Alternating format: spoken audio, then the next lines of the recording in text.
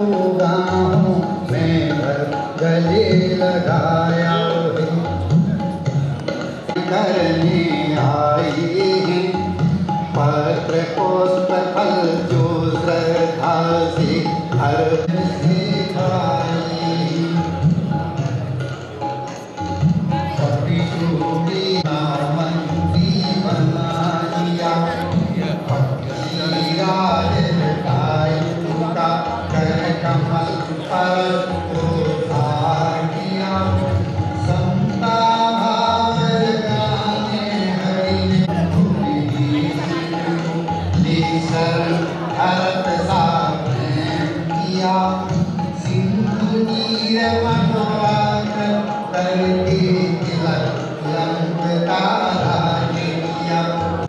संत श्री गाडगे जी महाराज एवं संत श्री रविदास जी महाराज की जयंती के पावन अवसर पर विचार गोष्ठी एवं सम्मान समारोह का जो आयोजन किया गया है उसमें पधारे सभी बंधुओं का हम हार्दिक अभिनंदन करते हैं।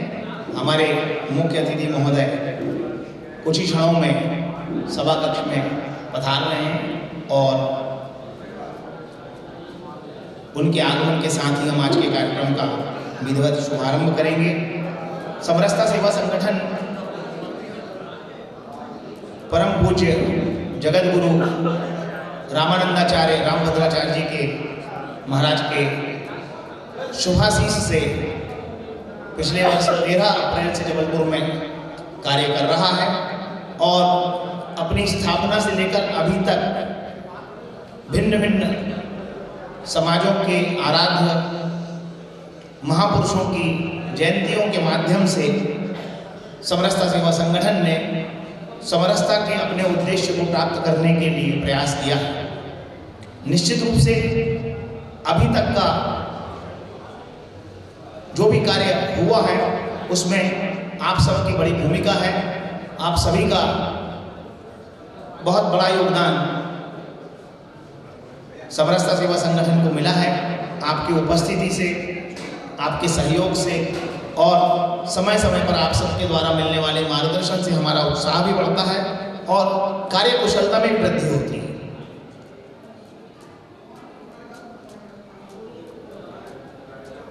आवाज ठीक आ रही है सभी को? पीछे हमारे आज के कार्यक्रम के मुख्य अतिथि माननीय श्रीमान भारतेंदु सिंह जी, निदेशक ट्रिपल ITDM जबलपुर हमारे मध्य पधार चुके हैं। मैं उनका के अध्यक्ष हैं भाई उज्ज्वल पचौरी जी जो सचिव हैं। आप दोनों से आग्रह करता हूं कि आज के कार्यक्रम के प्रांत प्रचार प्रमुख महाकौशल प्रांत कृपया मंच पर पधारें और नगर पंडित सभा से हम सबको निरंतर प्रेरित करने वाले पंडित रोहित दुबे जी से भी मेरा आग्रह है, कृपया मंच पर पधारें।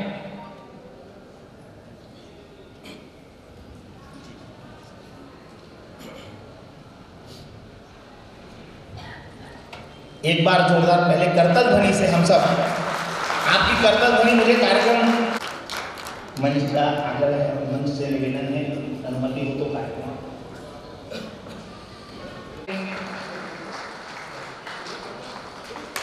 हरि ओम स्वस्ति न इंद्रो वृद्धस्वाः स्वस्ति नः पूषा विश्ववेदाः स्वस्ति नस्तारक्षो वरिष्ठदेवीः स्वस्ति नो बृहस्पतिर्दधातु प्रखदश्वा मरुतः प्रश्निमातरः सुवन्द्यावानो विदधे गुरुर्वयः अग्निर्जवामनवः शूरचक्षसो विश्वेनो देवा अवशागमन्यः द्यौः शान्तिरन्तरिक्षगुं शान्ति पृथिवी शान्तिरापः शान्तिरौषधयः शान्तिः वनस्पतयः शांति विश्वै देवाः शांति ब्रह्म शांतिः सर्वगुण शांतिः शांतिरेव शांतिः श्यामा शांतिरेधि सुशांतिर्भवतु।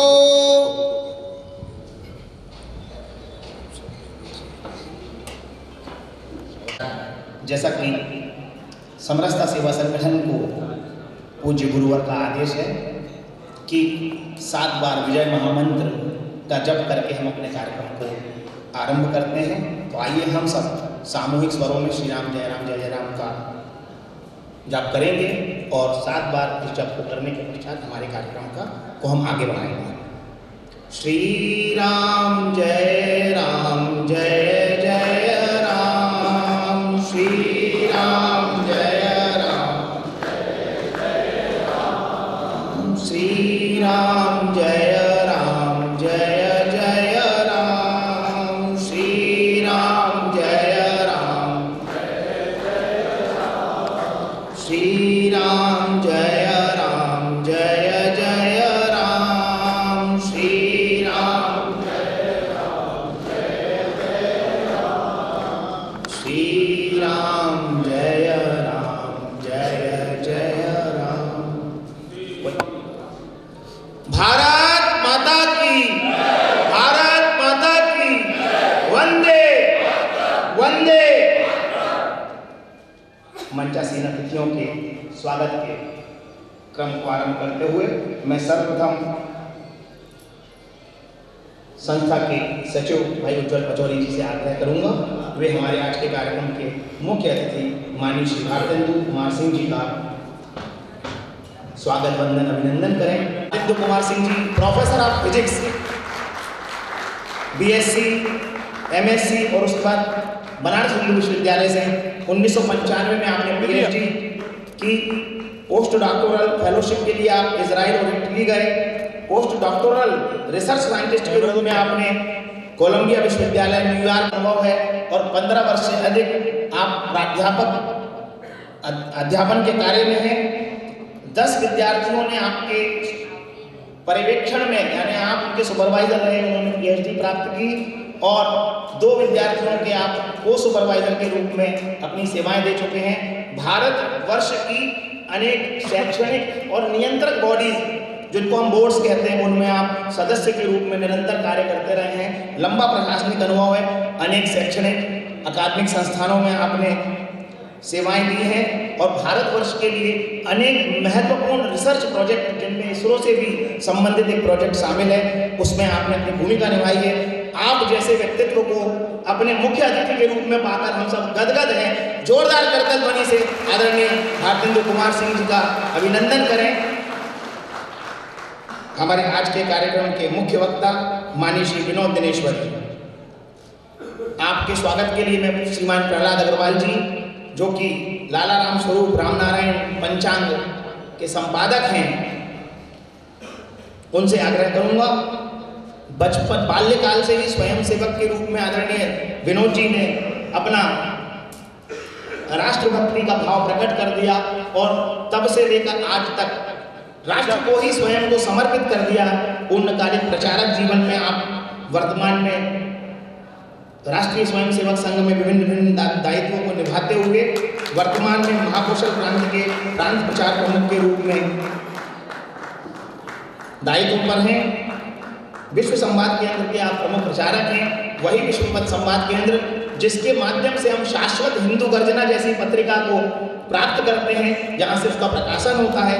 अभी जो हमने 22 जनवरी को प्रभु श्री राम जी के जन्मभूमि पर विराट भव्य मंदिर का लोकार्पण समारोह देखा, उसकी दृष्टि से भी पूरे महाकौशल प्रांत का जो कार्य हुआ वह आपके संयोजन में था। आपको अपने बीच पाकर हम बड़े हर्षित हैं और एक बार हम सब करतल ध्वनि से भी आदरणीय विनोद जी का स्वागत करें। पंडित रोहित दुबे जी हम सबके लिए कहीं से भी कोई ऐसा परिचय वाला नाम नहीं है। नगर पंडित सभा से आदरणीय रोहित दुबे जी संस्कार कहानी के भीतर होने वाले समस्त आध्यात्मिक धार्मिक कार्यक्रमों में आपकी प्रमुख भूमिका रहती है और हम सबके संरक्षक हैं। ऐसे आदरणीय रोहित दुबे जी के स्वागत के लिए मैं सुरेश पांडे जी से आग्रह करता हूं कि वे आएं और माननीय पंडित रोहित दुबे जी का हम सबकी ओर से स्वागत वंदन अभिनंदन करें।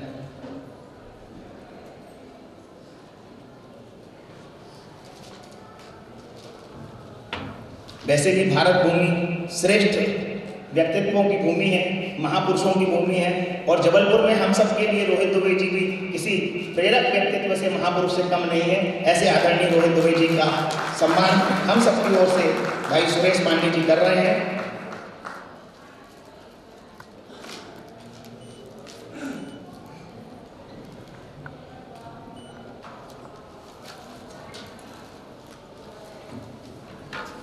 और जिस संगठन के द्वारा समरसता की संकल्पना जबलपुर नगर में संस्कार धानी में व्याप्त हो रही है और जिसकी सुगंध संपूर्ण महाकौशल ही नहीं भारतवर्ष को भी व्याप्त करने लगी है, ऐसे समरसता सेवा संगठन के अध्यक्ष भाई संदीप जैन जी के स्वागत के लिए मैं अमित जैन वासु से आग्रह करता हूँ कि वे आएँ और संदीप भैया का हम सब की ओर से संदीप भैया का स्वागत माने हम सबका स्वागत, इसीलिए अध्यक्ष का स्वागत होना बहुत आवश्यक है और जोरदार करतल ध्वनि से हम सब संदीप जी के स्वागत में शामिल हों। आपके और कार्यक्रम के मध्य अधिक व्यवधान न बनते हुए मैं सर्वप्रथम आग्रह करता हूं भाई संदीप जैन जी से ही अध्यक्ष समरसता सेवा संगठन कि वे आएँ और आज के इस कार्यक्रम की प्रस्तावना और अपना उद्बोधन दोनों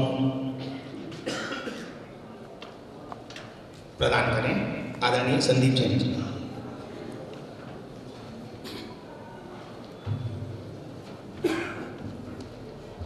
बोले नर्मदा मैया की, नर्मदा मैया की, भारत माता की, भगवान श्री रामचंद्र जी की, संत गाडगे जी महाराज की, संत रविदास जी की।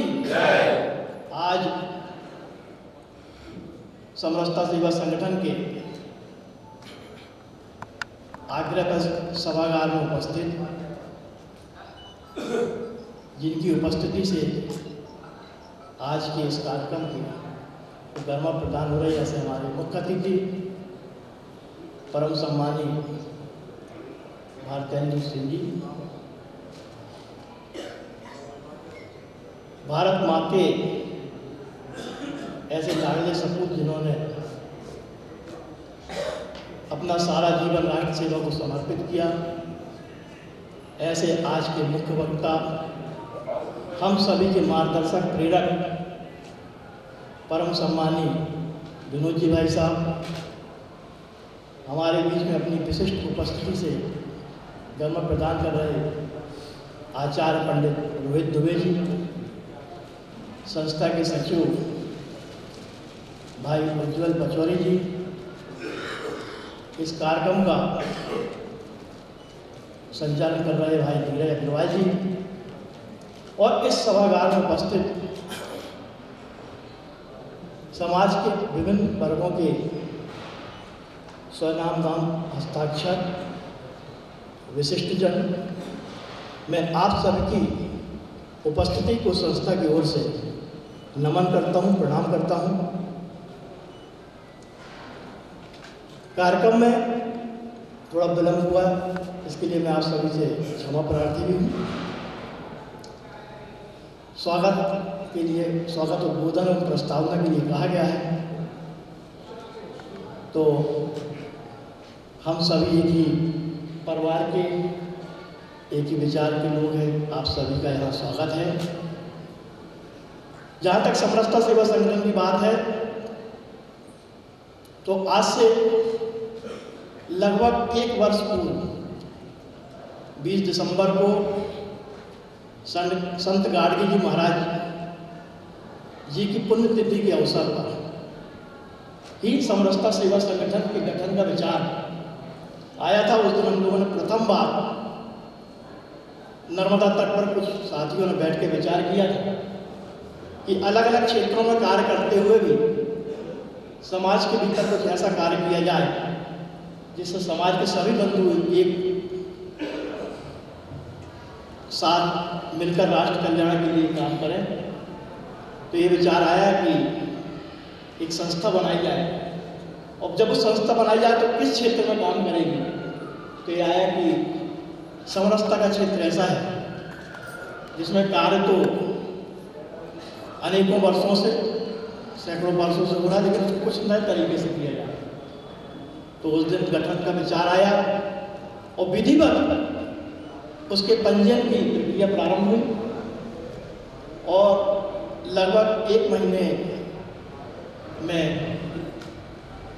उसके गठन की प्रक्रिया हुई, पंजीयन प्राप्त हुआ। और उसके पश्चात संत रविदास जी की जयंती के दिन ही इसकी प्रथम औपचारिक बैठक संपन्न हुई थी और आज सहयोग से उन दोनों की जयंती हम एक साथ मना रहे हैं, पूज्य संत गाडगे जी महाराज जी की और संत रविदास जी की। इसकी कार्य योजना का शुभारंभ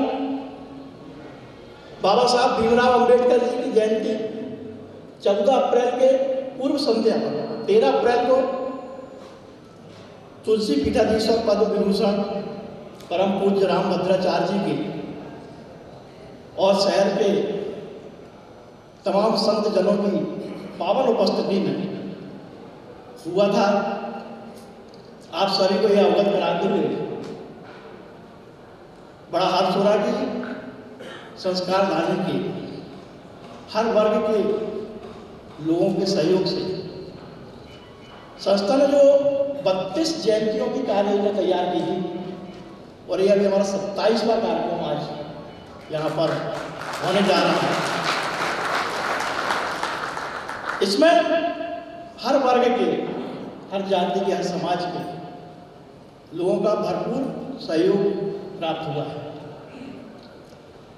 समरसता कजलिया महोत्सव का आयोजन संस्कार धानी में हुआ था, जिसमें लगभग हर वर्ग के, हर समाज के 7 से 8 हज़ार लोगों की उपस्थिति उस कार्यक्रम में रही थी।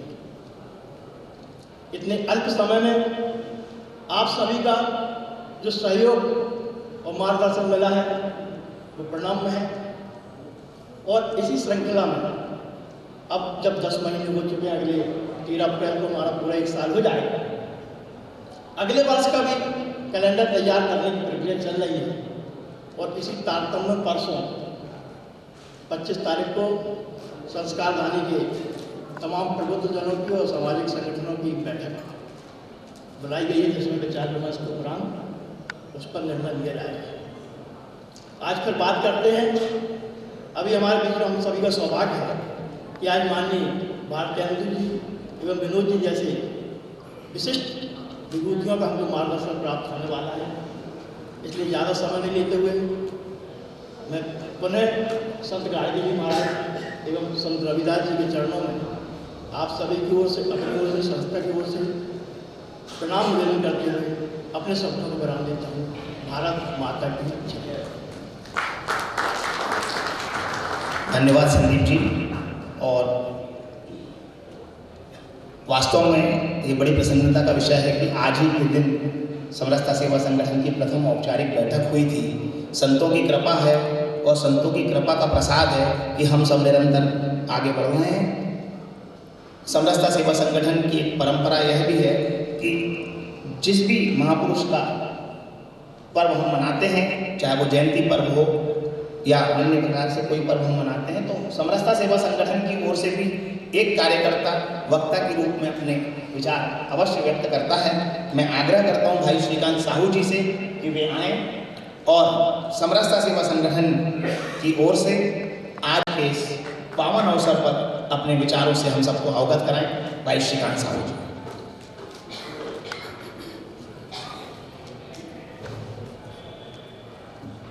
संत गाडगे जी महाराज एवं संत रविदास जी की जयंती के पावन अवसर पर समरसता सेवा संगठन द्वारा आयोजित विचार गोष्ठी एवं सम्मान समारोह में मैं सर्वप्रथम भारत माता, प्रभु श्री राम, सबरी माता, संत गाडगे जी महाराज और संत रविदास जी को नमन करते हुए मंच से हमारे कार्यक्रम के मुख्य अतिथि ट्रिपल ITDL के महानिदेशक श्री भारतेंदु सिंह जी, कार्यक्रम के मुख्य वक्ता राष्ट्रीय स्वयंसेवक संघ के प्रांत प्रचार प्रमुख श्री विनोद जी भाई साहब, कार्यक्रम में विशिष्ट अतिथि रूप में पधारे पंडित रोहित दुबे जी, समरसता सेवा संगठन के अध्यक्ष और हमारे मार्गदर्शक श्री संदीप जैन जी एवं सचिव भाई उज्ज्वल पचौरी जी को के साथ ही इस कार्यक्रम में अपनी धर्म में उपस्थिति प्रदान कर रहे सभी गणमान्य जनों एवं मातृशक्ति को प्रणाम करता हूँ।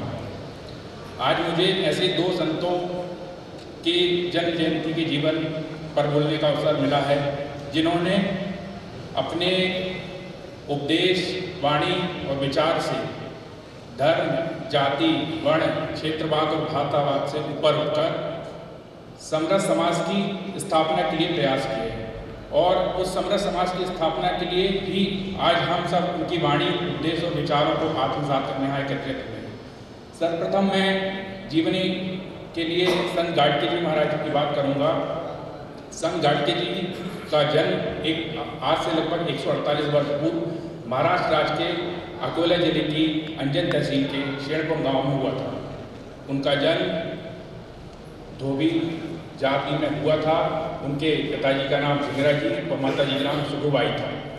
चूँकि उस काल में सेवा कार्य करने वाले परिवारों की स्त्रियों को पढ़ाई लिखाई का अधिकार प्राप्त नहीं था।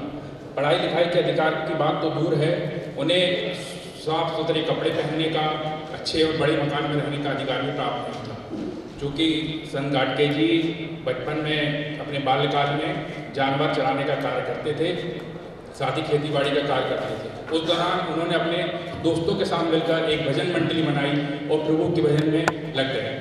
तब उन्होंने उस समय के काल में जो परिस्थितियाँ थी उसको देखकर उनके मन में विचार आया और उन्होंने अपने साथियों से कहा कि पीड़ित, शोषित, वंचित लोगों के उत्थान के लिए हमें एक साथ आकर खड़ा होना होगा और इस पीड़ा को आगे आकर हमें ही दूर करना पड़ेगा। और उन्होंने इस दौरान अपने घर का त्याग किया। वो गाँव में रहने लगे, गाँव में जाने लगे, दूसरे गाँव में जाकर सेवा कार्य करते थे, उपदेश देते थे। सेवा कार्य के परिणाम स्वरूप जो उन्हें प्रतिफल मिलता था, जो मेहनताना मिलता था, उससे उन्होंने गांव में विद्यालय, छात्रावास, अस्पताल, कुआं, बावली, तालाब इत्यादि का निर्माण कराया। उनका ऐसा मानना था कि इन सभी प्रकल्पों, इन सभी व्यवस्थाओं पर सभी समाज, सभी जाति, सभी वर्गों का अधिकार है, इनका उपयोग सभी समान रूप से करें।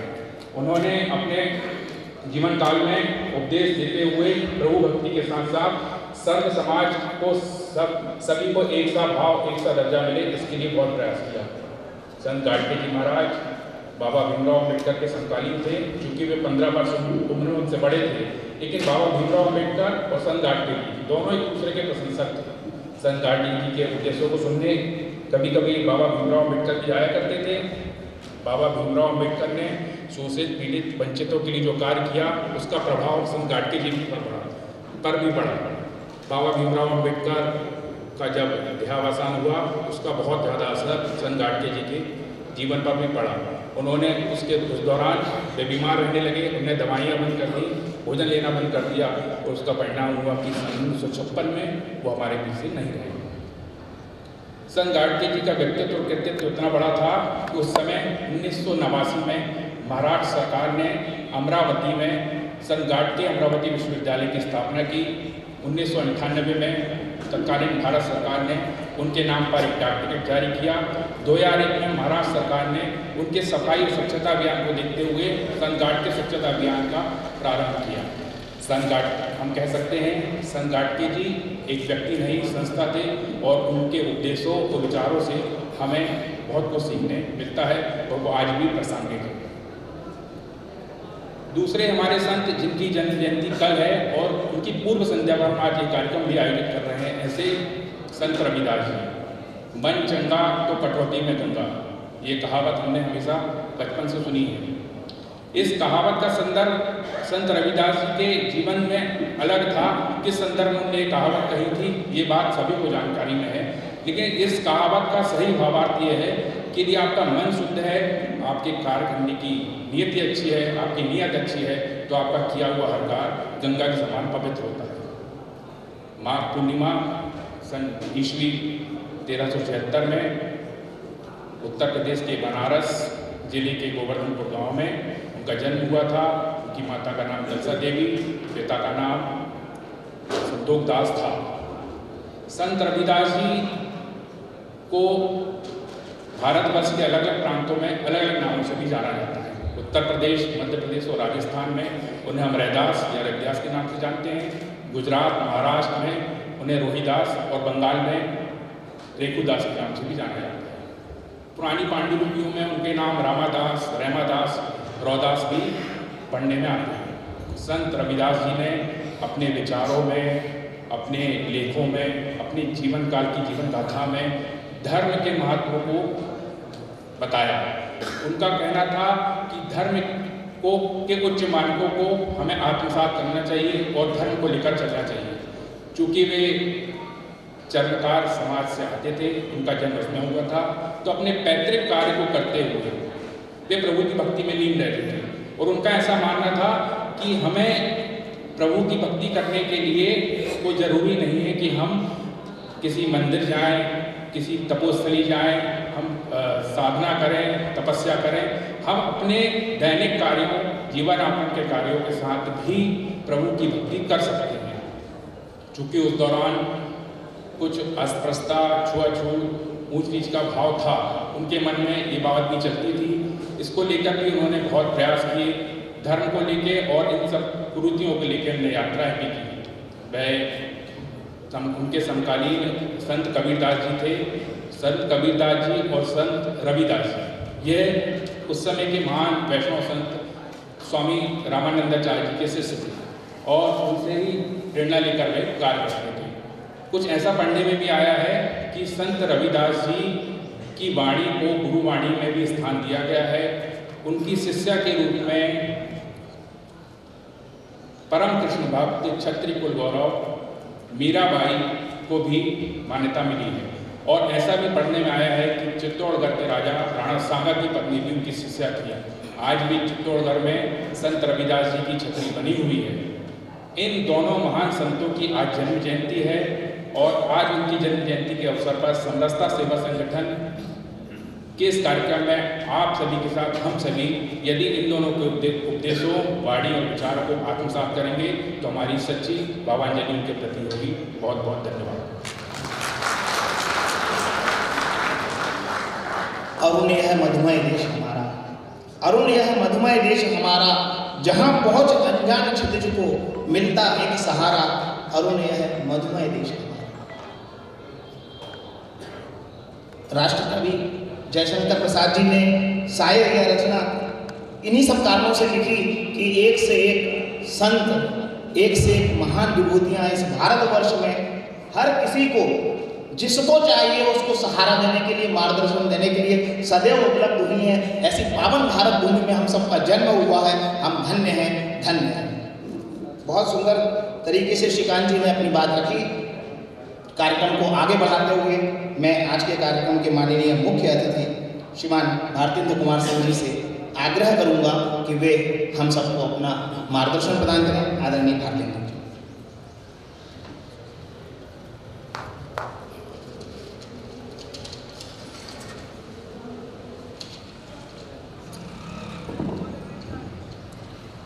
समरसता सेवा संगठन जबलपुर द्वारा आयोजित हमारे राष्ट्रीय संत द्वय श्री रविदास जी और गादगे महाराज की जयंती हेतु पर आयोजित इस विचार गोष्ठी एवं सम्मान समारोह में उपस्थित हमारे मुख्य वक्ता, हमारे माननीय प्रचार प्रमुख भाई विनोद दिनेश्वर जी, सभा की अध्यक्षता कर रहे समरसता सेवा संगठन के अध्यक्ष भाई संदीप जैन जी, हमारे विशिष्ट गुरुदेव दुबे जी, सचिव महोदय एवं समरसता संगठन से हमारे विशिष्ट वक्ता श्री साहू जी, मंच के सामने बैठे हुए अखिल भारतीय विद्यार्थी परिषद महाकौशल प्रांत के विपिन जी, अन्य विशिष्ट गणमान्य अतिथिगण, संस्कारधानी के बंधु भगिनी, देवियों एवं सज्जनों, मुझे अपार प्रसन्नता मिल रही है कि समरसता सेवा संगठन की ओर से विज्ञान के इस छात्र को भी समरसता जो आज के वर्तमान समाज में हमारी आवश्यकता है, मुझे भी कुछ बोलने, सुनने और समझने का मौका प्रदान किया गया है। मैं अध्यक्ष महोदय को धन्यवाद ज्ञापित करता हूँ कि वाराणसी के इस काशी हिंदू विश्वविद्यालय के इस छात्र को उन्होंने इस लायक समझा।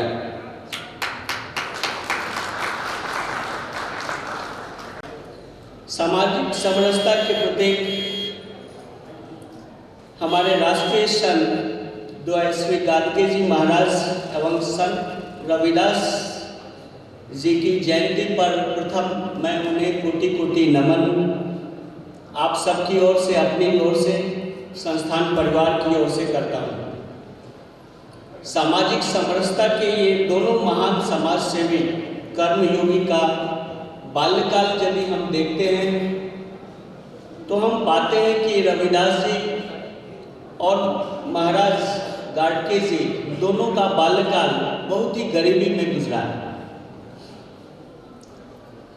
संत रविदास का जन्म, जैसा अभी श्रीमान साहू जी ने हमें बताया, उत्तर भारत के वाराणसी स्थित श्री गोवर्धन गांव में हुआ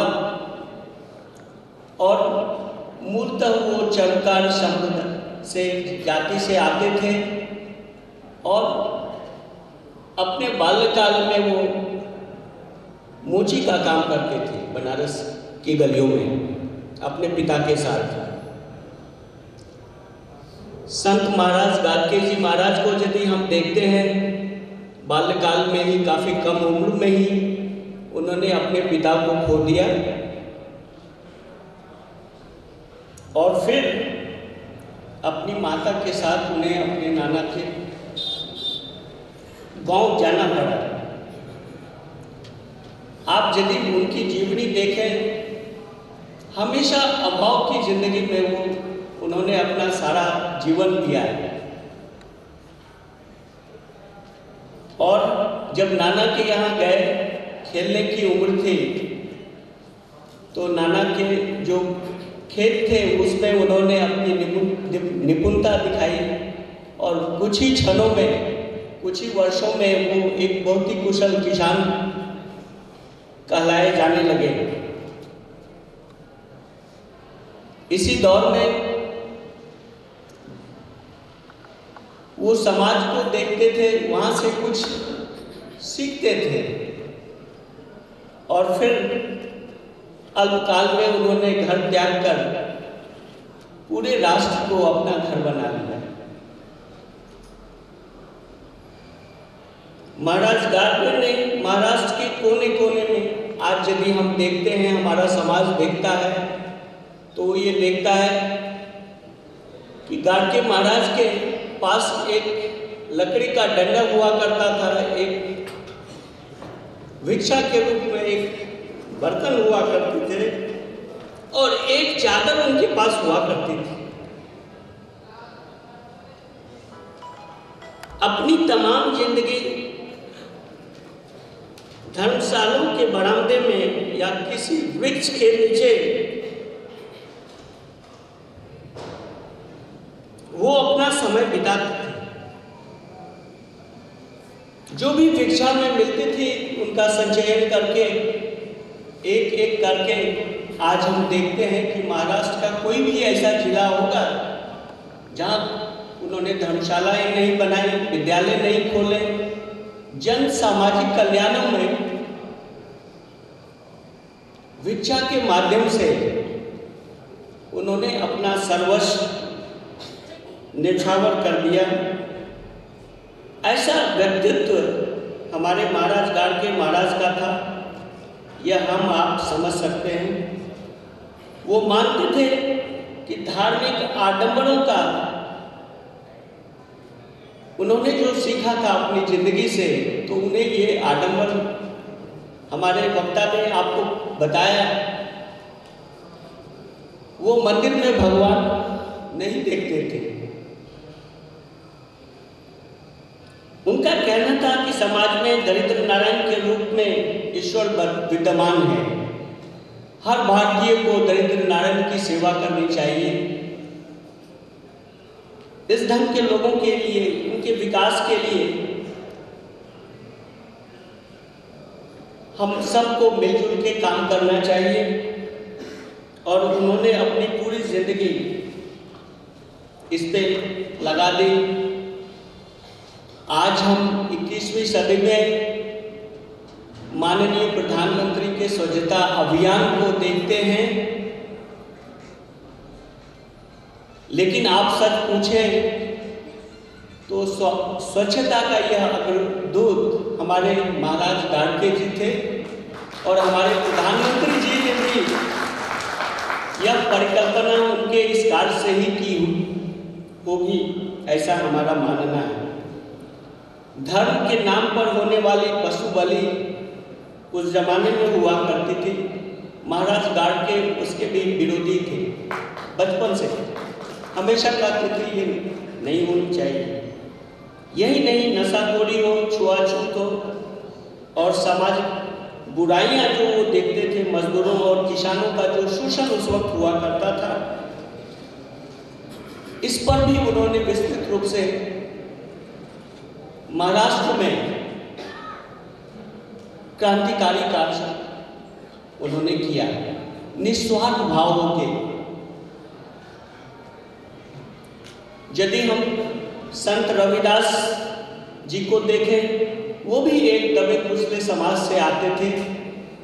समाज में जो व्याप्त परेशानियां थी, उन्हीं परेशानियों को अपना आधार बना के समाज में वो काम किया करते थे पूरी लगन और परिश्रम से। रविदास के जन्म ऐसे समय में हुआ था जब उत्तर भारत के कुछ क्षेत्रों में मुगलों का शासन हुआ करता था। चारों ओर अत्याचार, गरीबी, भ्रष्टाचार और शिक्षा का माहौल था, बोलबाला था। मुस्लिम शासकों द्वारा प्रयास किया जाता था कि दूसरे संप्रदाय के अधिकाधिक सदस्यों को हम कैसे अपने समुदाय में मिलाएं, इसके लिए तरह तरह की कार्य योजना बनाई जाती थी। यदि रविदास के व्यक्तित्व और कृतित्व पर आप थोड़ा अनुसंधान करें तो इतिहास ये कहता है कि एक मुस्लिम जिसका नाम सतना पीर हुआ करता था, वह भी अपने एक मिशन पे आया। उन्होंने देखा कि संत रविदास के इतने फॉलोअर्स हैं पूरी दुनिया में, तो यदि इस व्यक्ति को मैं किसी तरह से अपने संप्रदाय में ला पाता हूँ तो इनके जितने भी अनुयायी हैं वो हमको बोनस के तौर पर मिल जाएंगे, हमारा समाज सशक्त हो जाएगा। लेकिन रविदास की जो परिकल्पनाएं थी वो हमारी आपकी इमेजिनेशन से काफी आगे हुआ करती थी। वो एक प्रखर संत थे, फकीर थे और समाज सुधारक भी थे। उन्हें हिंदू या मुस्लिम से कोई विशेष लेना नहीं था, उनका धर्म तो मानवता थी। अत्यंत ही दयालु, विनम्र और दानवीर माने जाते थे। उनके दोहों को देखें तो कबीरदास के पास वो देखते थे और हमेशा समाज में जातिगत भेदभाव दूर हो, इसके लिए सामाजिक समरसता पर वो महत्वपूर्ण बल दिया करते थे। आप सब रविदास की इस कविता को भली भांति परिचित हैं। मैं भी इन दो पंक्तियों को पुनः स्मरण कर आपको सुनाना चाहता हूँ। रविदास जन्म के कारणे होत न कोई नीच, नर कून नीच कर डाली है ओछे कर्म की बीच। अर्थात कोई भी व्यक्ति अपने कर्म से नीच होता है। जो व्यक्ति गलत काम करता है वो नीच होता है। कोई भी व्यक्ति जन्म के हिसाब से कभी नीच नहीं होता है, ऐसा उनका मानना था। उनकी इन दो पंक्तियों को यदि आप देखें तो इसके पीछे कितनी विस्तृत उनकी भावना है मानवता के प्रति, ये परिलक्षित होती है। संत रविदास ने अपनी रचनाओं में, कविताओं में जन साधारण की उस समय की ब्रज भाषा का प्रयोग किया करते थे। अवधी का भी उन्होंने प्रयोग किया है, राजस्थानी बोली का भी प्रयोग किया है और कभी कभी हमें उर्दू फारसी के जो रेख्ता शब्द एक कहलाता है, रेख्ता के शब्दों का मिश्रण भी है। आपको मालूम होना चाहिए कि सिख धर्म के सबसे पवित्र धर्म ग्रंथ गुरु ग्रंथ साहिब में संत रविदास के लगभग 40 दोहों को स्थान मिला है। ये उनकी समकालीन संत कबीरदास ने भी संतन में रविदास कहकर संत रविदास को एक व्यापक मान्यता प्रदान की है। काशी में हमेशा हमें कहा जाता है उत्तरायणी गंगा के बारे में कि यह ऐसी गंगा है जिस गंगा में संत रविदास भी स्नान करते हैं, कबीरदास भी करते हैं और वहीं संत तुलसीदास भी अपना संत रविदास स्वामी रामानंदाचार्य को अपना गुरु मानते थे। तो आज उनकी जो जयंती हम मना रहे हैं महाराज गाडगे जी की, मुझे लगता है कि वर्तमान सामाजिक संदर्भ में हमारा समाज बटा हुआ है। हर एक भारतीय को इन महान संत द्वय के मानवतावादी कर्तव्यमूलक विचारों को कैसे हम अपने में आत्मसात करें और अपने समाज को जाति विहीन समाज बनाएं, धर्म विहीन समाज बनाएं, ताकि वन अर्थ वन प्लैनेट वसुधैव कुटुंबकम की भावना से हम विश्व बंधुत्व पूरी दुनिया को दे सके, पूरी दुनिया पे अपना विकसित भारत जब 100 साल मना रहा होगा तो हमारा समाज महाराज द्वय के जाति विहीन जैसा समाज हो। समरसता का सिद्धांत प्रायोगिक तौर पे हम आप महसूस करें, हमारी बच्चे महसूस कर सकें। मुझे लगता है हम नर्मदा मैया के इस संस्कार धानी में हैं। आप सभी संस्कारवान हैं, ऊर्जावान हैं। तो आपसे मैं व्यक्तिगत रूप से ये अनुरोध करूंगा कि अपने जीवन काल में day to day routine work में कैसे हम सामाजिक समरसता का भाव अपने समाज में मजबूत कर सके, इसके लिए मेरा आप सबों से आग्रह है। समय की सीमितता को देखते हुए मैं अपनी वाणी को विराम देता हूँ और आप सबका हार्दिक धन्यवाद प्रकट करता हूँ कि आपने मुझे बुलाया और मेरे 2 शब्दों को आपने सुना। बहुत बहुत धन्यवाद।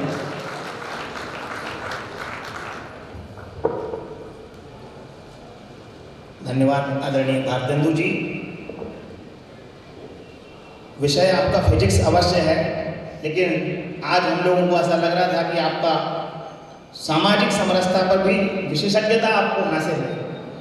सब सबको जाने और सब सबको माने, ये ध्येय वाक्य लेकर ही समरसता सेवा संगठन चल रहा है। और आपने भी वही संदेश हम सबको दिया, हम सबसे अपेक्षा की है कि हम अपने व्यक्तित्व प्रतित्व के माध्यम से समरसता को मजबूत करें। और जब समरसता मजबूत होगी तो हम समरस भारत और समर्थ भारत का हमारा जो ध्येय है उसे हम प्राप्त कर पाएंगे। ये भी भारत भूमि में जो हमारी संत परंपरा है उसकी विलक्षणता है कि जो जीवन भर स्वयं अभाव में रहे, जो जीवन भर स्वयं अभाव में रहे, आज तक समाज उन संतों के प्रभाव में है। यह हमारे देश की संत परंपरा की विलक्षणता है। मैं आपके और माननीय मुख्य वक्ता महोदय के मध्य अधिक अवकाश न लेते हुए आग्रह करता हूँ माननीय श्री विनोद दिनेश्वर जी से, हमारे आज के इस विचार गोष्ठी के मुख्य वक्ता, कि वे आएं और हम सबको अपने विचारों से लाभान्वित करें, प्रेरित करें और हमारा मार्गदर्शन करें। आदरणीय विनोद दिनेश्वर जी।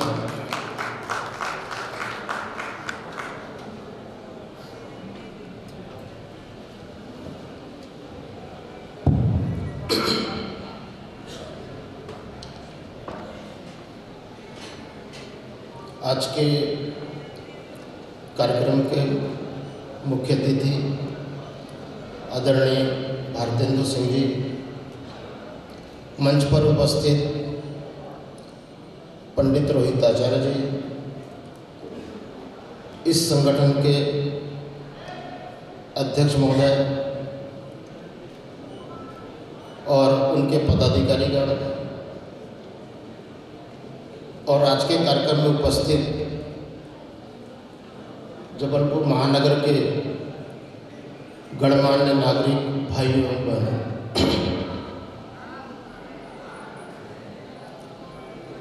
सर्वप्रथम तो मैं सामाजिक समरसता सेवा संगठन इसके 1 वर्ष पूर्ण होने पर और सफलतापूर्वक 1 वर्ष पूर्ण होने पर और मैं उनको, उनके सभी पदाधिकारियों को और बधाई और शुभकामनाएं प्रेषित करता हूँ। किसी भी देश की प्राण शक्ति क्या है, इसका जब हम अध्ययन करते हैं तो ध्यान में आता है कि उसकी प्राण शक्ति कोई आर्थिक संरचना नहीं है। बहुत धन धान्य से परिपूर्ण देश हो गया तो वो दुनिया का सर्वश्रेष्ठ देश होगा, ऐसा नहीं है। सैन्य शक्ति भी नहीं है, बहुत सक्षम हो गया, दुनिया को परास्त कर सकता है, तो वो भी उसकी प्राण शक्ति नहीं है, वो भारत की तो हो ही नहीं सकती। और इसलिए किसी भी देश की प्राण शक्ति या भारत की प्राण शक्ति, और वो क्या हो सकता है, तो वो यही है कि उसकी प्राण शक्ति सामाजिक समरसता है। वास्तव में ये शब्द भारत के अंदर हमारे किसी भी मत पंथ संप्रदाय, किसी भी, उनके किसी भी ग्रंथ में नहीं है, क्योंकि इसकी आवश्यकता ही नहीं थी। भारत का संपूर्ण समाज ये समरस समाज ही था। ये किसी भी जाति मत पंथ संप्रदाय में कभी बटा नहीं रहा। लेकिन मुगलों के आक्रमण के बाद 712 में मोहम्मद बिन कासिम जब भारत आया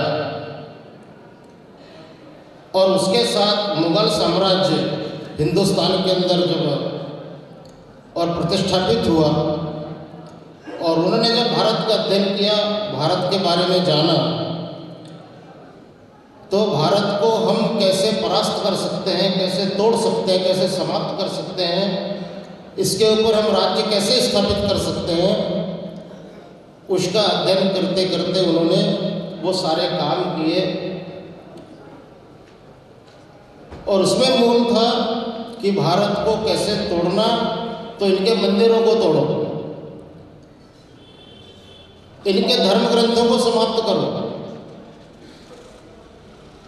ये जिसको अपना आराध्य मानते हैं उसके ऊपर प्रहार करो। और इसलिए इस प्रकार के अनेक आक्रमण भारत के अंदर वो करते रहे। मंदिर तोड़ना, गाय काटना, बहन बेटियों की इज्जत समाप्त करना, और इन्हीं में से भारत के अंदर अनेक प्रकार की बुराइयां सामने आई। ये जो पर्दा प्रथा है, भारत के अंदर कभी पर्दा प्रथा मुगलों के आने के पहले नहीं था, कभी भी नहीं था। हमारे यहाँ की माताएं बहनें सीना तानकर और ये सड़क पर मोहल्लों पे सहज निकलती थी। लेकिन मुगल आने के कारण से माताओं बहनों को बचाना है, इसलिए पर्दे में रखना, ये हमारे यहाँ प्रारंभ हुआ। ये बाल विवाह कभी 712 के पहले, मुगल आने के पहले हुआ करता था क्या? ये भी बाल विवाह भी कभी भी मुगलों के आने के पहले कभी नहीं हुआ। ये जब भारत के अंदर आए, अपनी बेटियों को बचाना है, छोटी छोटी बच्चियों को बचाना है, इसलिए बाल विवाह करना, बहुत छोटी अवस्था में विवाह कर देना। और अवस्था तो क्या है, मैंने तो यहाँ तक सुना है कि पेट में शादी कर देना। पेट में, तुम्हारे यहाँ यदि लड़का होगा, हमारे यहाँ लड़की होगी, तो हम दोनों की शादी कर देंगे। यानी यहाँ तक ये कुप्रथा भारत के अंदर विकसित है। वो अभी तक चलते रहे। 10-20 साल तक ये बाल विवाह कितना प्रभावी था। और आज भी कुछ कुछ देशों के अंदर, कुछ कुछ प्रदेशों में, कुछ कुछ जिलों में, और ये चल रहा है। चोरी छिपे तो हो ही जा रहा है। अब एकदम उस अवस्था में नहीं, लेकिन 12 साल 15 साल के बच्चों के विवाह तो आज भी हो जाते हैं। और ऐसे ही भारत के अंदर एक भयानक बीमारी आई, और उस बीमारी का नाम है अस्पृश्यता। ये मुगलों के आने के बाद हुआ। पहले भी वर्ण व्यवस्था थी, जाति व्यवस्था थी, पहले भी लोग ये सब होने के बाद भी समरस रहते थे, विघटित नहीं थे। साथ साथ पढ़ाई करना, अलग अलग स्कूल कॉलेज या गुरुकुल नहीं होते थे, साथ में पढ़ना। राम जी के साथ कौन पढ़ा? तो निषाद राज उनके साथ पढ़ते थे, साथ में बैठते थे। नहीं तुम आगे बैठना, तुम पीछे बैठना, ऐसा होता था कि कभी नहीं। साथ में बैठना, साथ में पढ़ना, साथ में घूमना, ये सब उस समय होते थे। घनिष्ठ मित्र कौन हमारा? कोई जाति देखकर मित्र नहीं बनाते थे, क्योंकि ये व्यवस्था ही नहीं थी। ये सहज होता था। और इसलिए ऐसी कोई भी रचना मुगलों के आने के बाद पहले कभी ऐसी नहीं थी। लेकिन ये अस्पृश्यता शब्द जब आया, छुआछूत जब भारत के अंदर आया, तो आपस के अंदर हमारी दूरियां बढ़ती गई, और हम लोग आपस में बढ़ते गए। जाति, मत, पंथ, संप्रदाय, इसमें हम बढ़ते गए, और इतना बढ़ते गए जिसका लाभ अंग्रेजों ने उठाया कि तलवारें खिंच गई। और विदेशियों ने तो हमारे ग्रंथों का दुरुपयोग करते हुए और भारत में मानो उसको अलग ढंग से प्रस्तुत करते हुए, और हमारे भी देश के बड़े बड़े लोग उसको अक्षरशः उसको सत्य मान लिए।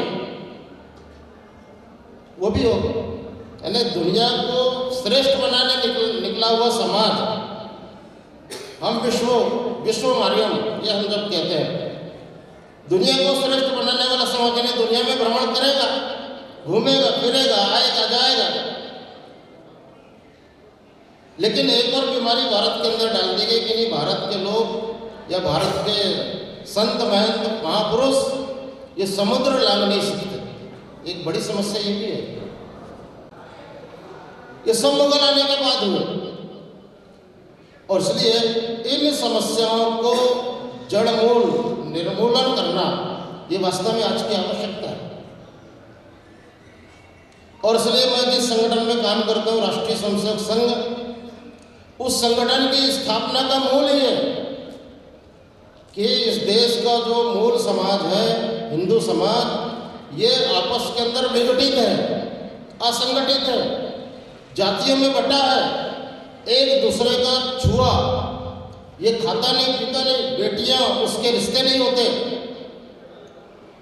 और इसलिए ऐसे विघटित समाज को संगठित करना ये आज की आवश्यकता है। यदि ये नहीं होगा तो भारत, उसकी स्वतंत्रता दिख रही है, अंग्रेज चले जाएंगे, उसके बाद भी भारत गुलाम रह सकता है। और इसलिए 1925 के अंदर राष्ट्रीय स्वयंसेवक संघ की स्थापना हुई।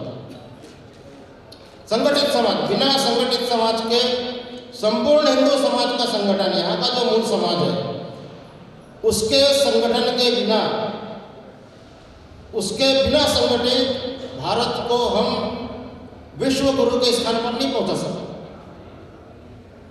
और इसलिए ये जो बीमारी है, अस्पृश्यता नाम की बीमारी, इस बीमारी को दूर करना वास्तव में आज हमारी सबकी आवश्यकता है। इसके प्रयत्न हुए, अनेक संत महंत महापुरुष, आज 2 महापुरुषों का उनकी जयंती है, एक आज है एक कल है। संत गाडगे बाबा महाराज और रविदास जी महाराज, यदि दोनों के बारे में विचार करेंगे, अभी इन्होंने बताया सारा सब, हमारे मुख्य अतिथि जी ने भी और जिन्होंने प्रस्तावना रखा उन्होंने। इनके मूल में क्या था? तो इनके मूल में ही था सामाजिक समरसता। इनको भी पता था कि इस देश का संपूर्ण समाज संगठित नहीं होगा, एक दिशा में नहीं चलेगा, ये कभी भी इसके अंदर फिर से विदेशी लोग आक्रमण के रूप में आकर तोड़ सकते हैं। और इसलिए वो बताया, जात पात पूछे नहीं कोई, हरि को भजे सो हरि कोई। ये केवल एक वाक्य नहीं है या एक सूत्र नहीं, एक दोहा नहीं है, ये जीवन में उतारने वाली बात है। ये हो रहा है क्या आज भी मंदिरों के अंदर प्रवेश क्यों नहीं है? आज भी इस जाति का मंदिर, उस जाति का मंदिर, ऐसा क्यों है? आज भी एक मंदिर एक शमशान, ये क्यों नहीं हो सकता? एक कुएं से पानी क्यों नहीं निकाल सकते? इसकी लड़ाई हो रही कि नहीं हो रही है? आज तो घर घर में ना लगा, बात अलग है, विकसित भारत में दिखाई पड़ रहा, लेकिन एक स्थान से पानी भरना ये भी दुर्भर है कि नहीं? इसके लिए लड़ाई हो रही कि नहीं हो रही है? संपूर्ण हिंदू समाज का एक शमशान घाट है क्या? जातियों में शमशान घाट है, ऐसा क्या हो रहा है? ये दूर होगा क्या? हम कितने ही भारत को विकसित कर सके, कितने ही विकसित भारत बनाए, लेकिन भारत के अंदर का संपूर्ण समाज जब तक खड़ा नहीं होगा, तब तक भारत को कोई भी समाप्त कर सकता है। इतना बड़ा समाज में बाबा साहब अम्बेडकर तो बहुत बड़ी बात कहते थे। वो कहते थे कि ये जो भारत का समाज है ना, ये बिना सीढ़ियों वाला मल्टी स्टोरी है, बिना सीढ़ियों वाला, जो जहां है वहीं रहे। ये संभव है क्या? जो जहां है वहीं रहेगा तो क्या होगा? और इसलिए जो वर्ण व्यवस्था है कि तुम यहां पैदा हो गए तो यहीं रहो, ऐसा ही हमारे ग्रंथों में तो लिखा है वही कि हम अपने आप को संस्कारित करते करते हम ब्रह्म को प्राप्त कर सकते हैं। और ब्राह्मण समाज में पैदा होने वाला भी, और यदि उसके अंदर संस्कार नहीं है तो वो कुसंस्कारित हो सकता है, यानी वो सबसे नीचे की श्रेणी में आ सकता है। लेकिन ये रास्ता बंद कर दिए, हमने इसको स्वीकार कर लिया कि जो जहां जन्म हुआ वो वहां श्रेष्ठ है। तो जन्म से कोई श्रेष्ठ नहीं है, हमारे ग्रंथों में कहा है जन्म ना जाए तो शूद्र, जन्म से कोई भी श्रेष्ठ नहीं है, संस्कार प्राप्त करते करते वो श्रेष्ठ बनता है।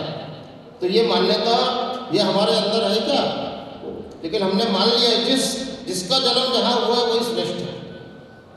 हमारे बहुत बड़े अधिकारी है, केंद्रीय अधिकारी है, और उनका नाम है सुनील आमलेकर। वो ट्रेन में यात्रा कर रहे थे, यात्रा करते करते उनके साथ कई लोग बैठे थे, तो आपस में परिचय हुआ तो उन्होंने अपना नाम बताया, नाम है सुनील आम्बेडकर, लेकिन सुनने वाले ने सुन लिया आम्बेडकर, और जैसे उन्होंने आम्बेडकर सुना वो वहां से उठकर दूसरी सीट में चले।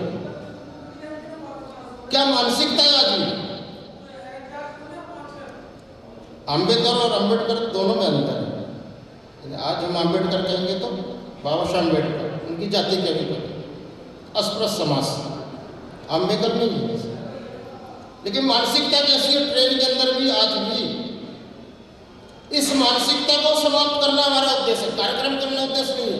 27 कार्यक्रम कर लिए, 30 कार्यक्रम कर लिए, 40 कार्यक्रम कर लिए, हम 100-200 कार्यक्रम और कर लेंगे। ये समरसता विषय न भाषण का विषय है, न बौद्धिक का विषय, न कार्यक्रम का विषय है। ये समरसता विषय जीवन में उतारने का विषय है, जीवन में उतारना। और इसलिए आज की आवश्यकता है इन सब चीजों को समाप्त करके एक रस समाज खड़ा करना। और इसलिए उसके लिए प्रयत्न करने वाले कितने कितने सारे लोग हो गए, जीवन खपा दिए लोगों ने। संघ के अंदर भी राष्ट्रीय स्वयंसेवक संघ जब प्रारंभ हुआ तो महात्मा गांधी स्वयं और संघ के शिविर में आए वर्धा के अंदर। उन्होंने 1934 में 25 में संघ प्रारंभ हुआ, 1934 में वो वर्धा के शिविर में आए और उन्होंने स्वयंसेवकों को बुलाकर पूछा। उस समय डॉक्टर हेडगेवार भी नहीं थे उसमें, और उन्होंने एक एक को बुलाकर पूछा। किसी ने अपनी जाति नहीं बताया, वहाँ तो सरनेम बताते से जाति ध्यान में आ जाती, किसी ने अपना सरनेम नहीं बताया। उन्होंने कहा तुमने किसी ने अपना सरनेम नहीं बताया? कुछ नहीं बताया। तुम हो कौन? उन्होंने सबने कहा कि हम हिंदू हैं। संघ में कभी कभी मेरी भी और सरनेम में से जातियाँ ढूंढने का प्रयास करते हैं। कई लोगों को तो पता ही नहीं है सरनेम, कुछ को पता है तो उससे प्रयास करते हैं। संघ के अंदर ये समरसता पहले दिन से ही प्रारंभ करना, ये डॉक्टर जी ने अपने बीज में इसको प्रतिस्थापित किया। और इसलिए बाबा साहब बड़ा साहब देवरस जो संघ के सरसंघ चालक हुए, उनका एक प्रसिद्ध व्याख्यान हुआ पूना के अंदर। उस पुणे के व्याख्यान में उन्होंने कहा कि यदि अस्पृश्यता पाप नहीं है तो दुनिया में कुछ भी पाप नहीं है। अस्पृश्यता के लिए सारा इसको समाप्त करने के लिए प्रयास है। अपने घर से उन्होंने प्रारंभ किया और इसलिए संघ के सारे सरसंघ चालक इन सबका प्रयत्न ये रहा है, तब जाकर आज हम ये देख पा रहे हैं कि संपूर्ण हिंदू समाज एक दिशा में चलने के लिए प्रेरित है। केवल संघ करार ऐसा नहीं है, अन्य अन्य लोग भी, बहुत सारे महापुरुष, बहुत सारे संगठन, बहुत सारे लोग, सब कुछ संघ करेगा ये हमारी कल्पना नहीं है। संघ तो बहुत छोटा है, अभी 2% 3% भी नहीं इतने बड़े समाज में, लेकिन इतना बड़ा समाज, इसके अंदर अनेक प्रयत्न चल रहा है। उसमें एक प्रयत्न ये भी है जिनके बैनर तले हम सब लोग बैठे हुए। ऐसे अनेकों प्रयासों के बाद आज हिंदू गर्व से कह रहा है कि गर्व से कहो हम हिंदू हैं। जय श्री राम का नारा हम चौक चौराहों पर लगा सकते हैं। हिंदुत्व की बात हम कहीं भी कर सकते हैं, सारे संसद से लेकर किसी भी विधानसभा में। जो कभी कालवाह था, संभव नहीं था। हिंदू शब्द, हिंदुत्व बोलने ही आने बड़ा पाप हो जाता था, ऐसा लगता था। आज ये हम गर्व से कह सकते हैं कि आज हम अपने समाज को संगठित करते करते आज हम अपने और एक ऊर्ध्व स्थान पर पहुंचने का प्रयत्न कर रहे हैं। लेकिन नहीं, आज राम मंदिर बन गया, भव्य देवी मंदिर बन गया, लाखों लोग उसके अंदर जा रहे हैं। मैं भी अभी दर्शन करके 3 दिन पहले आया। लेकिन केवल मंदिर बनना है हमारा उद्देश्य है क्या? मंदिर बनाना ही उद्देश्य है क्या? संपूर्ण राम जी के जीवन को अपने में उतारना ही हमारा उद्देश्य है।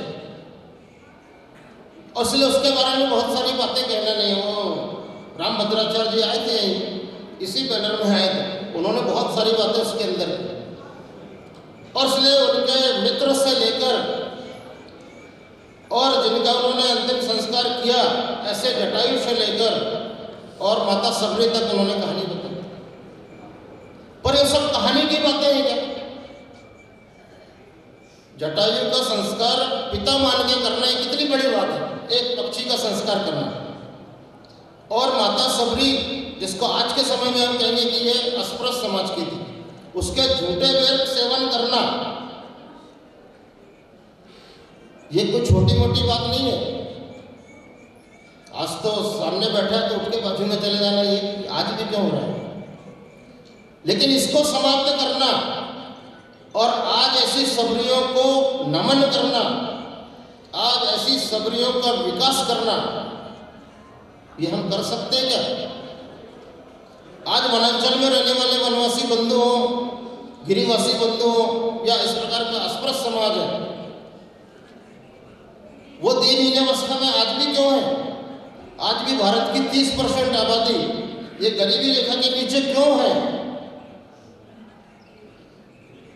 तो ये भी हमको विचार करना पड़ेगा। ये 30% आबादी को और हमको निकट भविष्य के अंदर जो हमारी कल्पना है भारत के प्रधानमंत्री की कल्पना है कि 2047 तक हम भारत को विश्व गुरु भारत बनाएंगे। इस विश्व गुरु भारत बनाएंगे मतलब इस भारत को विकसित भारत बनाएंगे, कोई भी गरीब नहीं रहेगा, उसके लिए हमको प्रयत्न करना पड़ेगा। और इसलिए अंत में मैं आप सबसे ये आग्रह करना चाहूंगा कि वास्तव में समरसता स्थापित करना भी बहुत काम बाकी है, तो हम सबको भी अपना एक मित्र कम से कम अनुसूचित जाति या अनुसूचित जनजाति का बनाना चाहिए। एक मित्र, घनिष्ठ मित्र, उसका परिणाम देखिए। फिर आप हमारे मित्र भी क्या होगा, डॉक्टर है तो उसका मित्र डॉक्टर, इंजीनियर है तो उसका मित्र इंजीनियर, प्रोफेसर है तो उसका मित्र प्रोफेसर। नई जाति खड़ी हो गई। प्रोफेसर का मित्र प्यून है क्या? डॉक्टर का मित्र कोई उसका और कोई इस प्रकार का छोटी जाति का है क्या? नहीं है। लेकिन ये हो सकता है। हमारे सिवनी में, मैं सिवनी गाँव बोलता हूँ, तो सिवनी में हमारे नगर सेठ बहुत बड़े विष्णु अग्रवाल, उनके मित्र कौन? तो उनके मित्र मछली मारने वाले कश्यप, यानी जिनको हम यहाँ मल्लाह बोलते हैं, वहाँ वो कश्यप लिखते हैं। वो छोटी जाति का व्यक्ति उनका सबसे घनिष्ठ मित्र, यानी वो दिन में एक बार नहीं मिलेंगे और माता दी वाला मंदिर नहीं जाएंगे तो उनका दिन पूरा होता ही नहीं। आज भी, आज तक खैर वो बहुत बुजुर्ग हो गए तो निकलना कठिन है, लेकिन आज के 4-5 साल तक ही होता है। मैं वहाँ देखता था कि विष्णु भैया बिना सूरज भैया के रह नहीं सकते। इसका कारण क्या है? तो ध्यान में आया कि ये इनकी मित्रता बचपन से है। और इतना ही नहीं, वो इतने गरीब होने के बाद भी ये इनके आपस के अंदर के व्यवहार, लेन देन के व्यवहार भी इतने पवित्र जिसकी कल्पना नहीं। उनकी बेटी की शादी में मानो ऐसा लग रहा था कि इनकी बेटी की शादी है, और इनकी बेटी की शादी में मानो ऐसा लग रहा था कि इनकी बेटी की शादी है। कोई अंतर समझ में नहीं आ रहा था। और इसलिए ऐसी मित्रता हमारी हो सकती है क्या? चूल्हे तक का व्यवहार, मित्रता मतलब ऐसे ही नहीं केवल पिकनिक करने तक का नहीं। वो अपने घर में आ सकते हैं कि हमारे चूल्हे में आ सकते हैं, हमारे साथ बैठ सकते हैं कि बराबरी की। अलग गिलास तो नहीं है, अलग कप तो नहीं है, लेकिन ये आज भी है। मैं भी बुंदेलखंड बघेलखंड बहुत घूमता हूँ, वहाँ दिखाई पड़ता है कभी कभी। और इसलिए ये व्यवहार की बातें हैं, न भाषण का न कार्यक्रम, ये व्यवहार में लाने वाली बातें हैं। इसको व्यवहार में लाकर सामाजिक समरसता स्थापित करना, और ये हम सबका कर्तव्य है। और ये कोई कठिन नहीं है, ये हम सब अपनी आंखों के सामने ये कर सकते हैं। याची देही याची डोड़ा, यानी इसी शरीर से, इसी आंख से, और हम ये सब काम करते करते भारत को विश्व गुरु के स्थान पर ले जाएंगे। जो हमारा संकल्प है, ये निकट भविष्य के अंदर एक कोई कपोल कल्पित बातें नहीं है। धारा 370 लोग कहते थे कभी खत्म होगा कि नहीं होगा, हो गया। ट्रिपल तलाक वाला विषय समाप्त हो ही गया, राम मंदिर बन ही गया, और भारत विश्व गुरु बनेगा, ये भी पक्का है। और इसलिए इसी संकल्पना के साथ कि हम दुनिया का सर्वश्रेष्ठ राष्ट्र विश्व गुरु भारत बनाकर और विश्व के रूप में, विश्व के अंदर भारत को एक कीर्तिमान राष्ट्र के रूप में स्थापित करेंगे। इन्हीं 2-4 शब्दों के साथ काल चक्र के माथे पर जो पौरुष की भाषा लिखते, काल चक्र के माथे पर जो पौरुष की भाषा लिखते, उनकी मृत्यु कभी नहीं होती, वे केवल करते दिखते। मातृभूमि की पावन गीता गाते 8 याम हैं, विजय सुनिश्चित होती उनकी, घोषित यह परिणाम है, घोषित यह परिणाम है।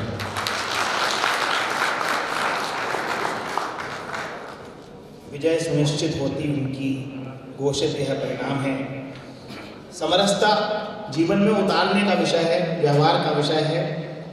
बहुत ही प्रेरक मार्गदर्शन हमारे आज के कार्यक्रम के मुख्य वक्ता माननीय विनोद जी दिनेश्वर जी से हमें प्राप्त हुआ और कार्यक्रम का के द्वितीय चरण में हम सम्मान समारोह की ओर बढ़ते हैं।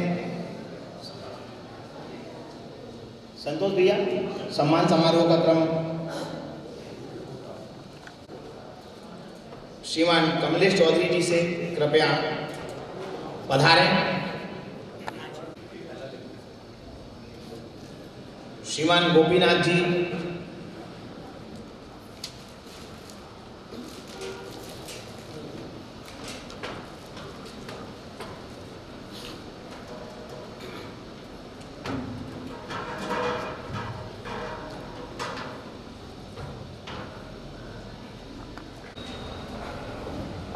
श्री मुन्नीलाल अहिरवार जी, श्री कुंवरपाल जाटव जी, श्रीमान गोपीनाथ जी, श्री दौलत चौधरी जी,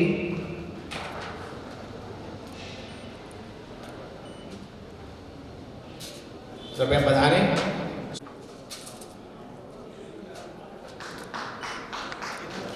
श्री रोशनलाल चौधरी जी, श्री संजीव अहिरवार जी। ये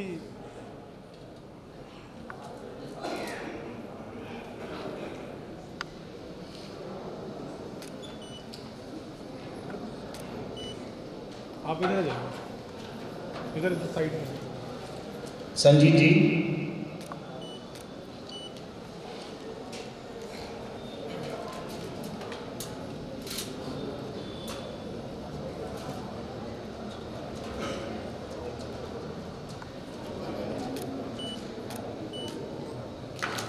भैया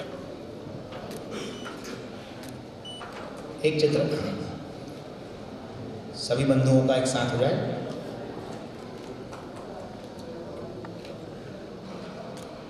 सामने श्रीमान रमेश रजक जी, श्रीमान पुरुषोत्तम रजक जी, श्री राजेंद्र रजक जी, श्रीमान राजेंद्र रजक जी, कृपया पधारें। श्रीमान मूलचंद रजक जी, आप कारगिल युद्ध के वीर हैं। श्रीमान मूलचंद रजक जी,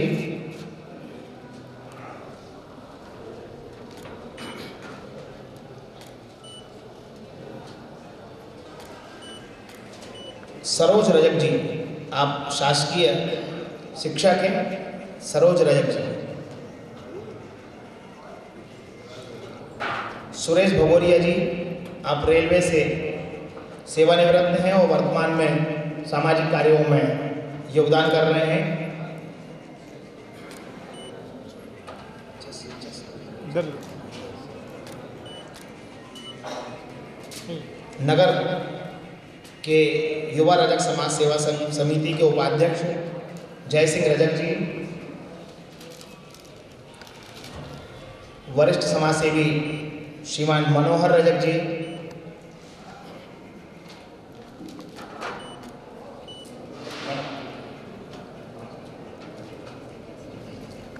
हम सब भी अपनी करतल ध्वनि के माध्यम से इन समाज सेवियों के सम्मान में शामिल हों।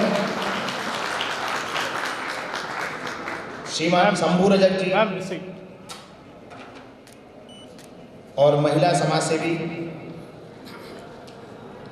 नीता रजक जी,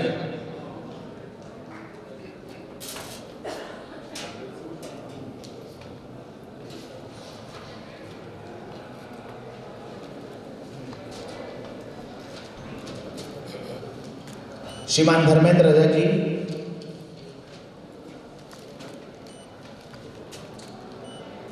श्री रोहित रजक पाटन से हमारे बीच पधारे हैं। श्री रामकिशोर रजक जी, शहपुरा। श्री सुनील रजक जी, संजीवनी नगर।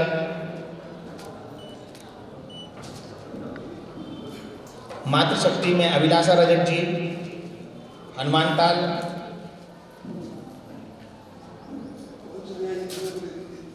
कृपया पधारें।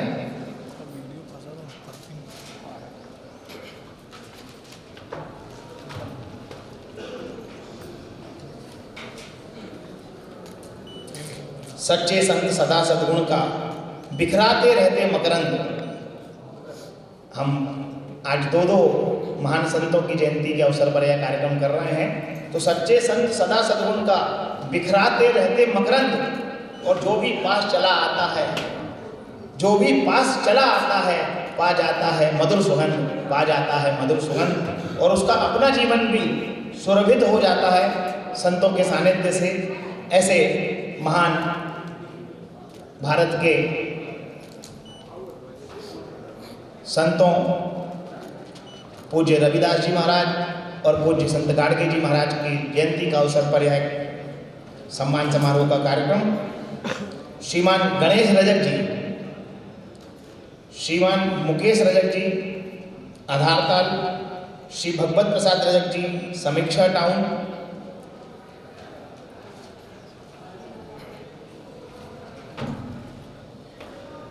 श्री गोविंद प्रसाद रजक जी गोरखपुर,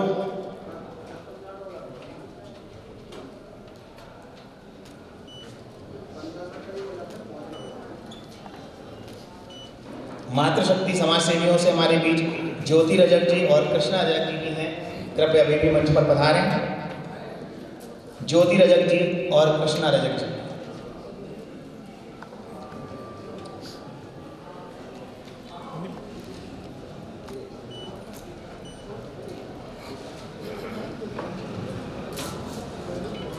श्रीमान गोविंद प्रसाद रजक जी,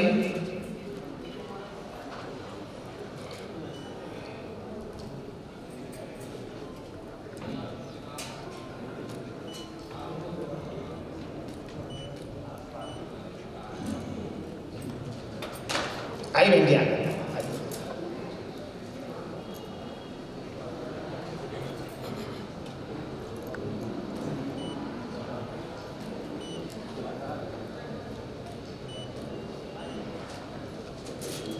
श्रीमान गोविंद प्रसाद रजक जी गोरखपुर, श्री राजकुमार रजक जी उखरी,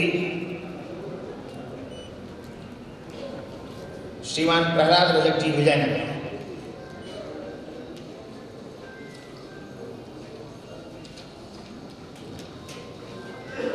एक बार समस्त बंधुओं के सम्मान में हम सब भी जोरदार करतल ध्वनि करें, जिससे कि श्रीमान विवेक रजक जी, विवेक जी रजक कृपया आएं, और हमारे समस्त अतिथियों के साथ आप सबका एक बड़ा छायाचित्र निकलेगा, इसलिए हमें 1 मिनट का समय और लें। फोटोग्राफर महोदय अपने हिसाब से श्रीमान ओंकार रजक जी,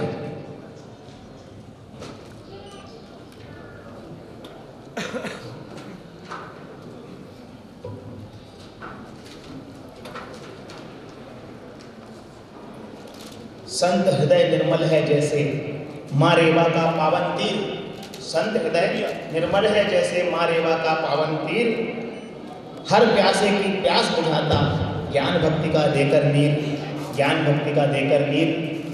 आज प्रातः स्मरणीय संतों की जयंती का यह पावन अवसर, जिसे मनाकर हम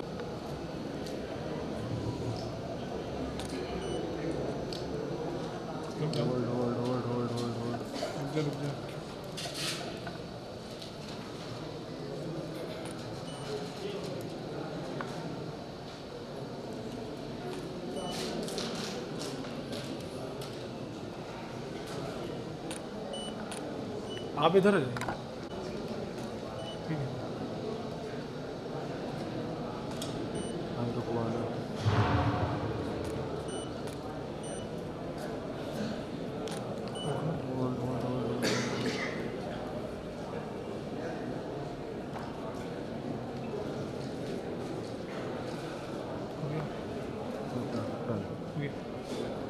जो भी फोटोज़ खींची आपकी सम्मान की, वो आपको आपके मोबाइल पर प्राप्त हो जाएगी। नोट कर लीजिएगा 88158, मोबाइल लगा 88158736611। ये समरसता सेवा संगठन का ऑफिशियल फ़ोन नंबर है। और इसी प्रकार फेसबुक पर समरसता सेवा संगठन का पेज है कि आप सभी लगातार कार्यक्रमों में आते हैं, तो उसकी जो फोटोज़ वीडियोज़ वगैरह सब प्राप्त करने के लिए इन सभी को फॉलो कर लीजिए। धन्यवाद। नंबर एक बार दोबारा रिपीट कर दे रहा हूँ 88158736611। अनिल जी और महेश जी कृपया आमंत्रित करूं। एक सूचना यह है, निवेदन यह है कि कृपया कार्यक्रम के पश्चात सभी आगंतुक अतिथिगण मातृशक्ति जलपान ग्रहण करने के पश्चात ही यहाँ से प्रस्थान करें, ऐसा हमारा आग्रह है। समरसता सेवा संगठन के आज के इस कार्यक्रम के निमित्त आभार प्रदर्शन के लिए मैं श्रीमान विनीत यादव जी से आग्रह करता हूँ, कृपया आएँ और समस्त अतिथियों आगंतुकों के प्रति अपना हम सबकी ओर से आभार व्यक्त करें। सम्मानीय मंच और यहाँ पर उपस्थित सभागण भाई बहन सभी को मेरा नमस्कार।